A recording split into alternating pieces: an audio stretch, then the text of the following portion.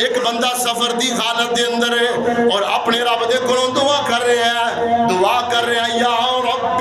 یا ربی او جناب او دی حالت کی ہے، او دی کیفیت کی ہے۔ آقا علیہ السلام نے فرمایا کہ سفر دی وجہ تو او دے جسم تے گرد و غبار ہے، جناب بال بکھرے ہوئے نے اور انہیں ہاتھوں اٹھائے ہوئے نے، دعا کر رہا یا ربی اے اللہ میری دعا نو قبول کر لے۔ اور امام کائنات جناب محمد رسول اللہ درود پاک پڑھ دے ہو صلی اللہ علیہ وآلہ وسلم نے فرمایا کہ رب العالمین وہ دی دعا نو قبول نہیں فرماندے، وجہ کی ہے آپ نے فرمایا جو انہیں کھاتا ہے، جو انہیں کھانا کھاتا ہے وہ بھی حرام، اور جو انہیں پہنے ہیں، جو جناب انہیں پہنے وہ بھی حرام، وہ دی دعا نو رب العالمین کس طرح قبول کر لین؟ کائنات دے لوگوں ذرا غور کرنا،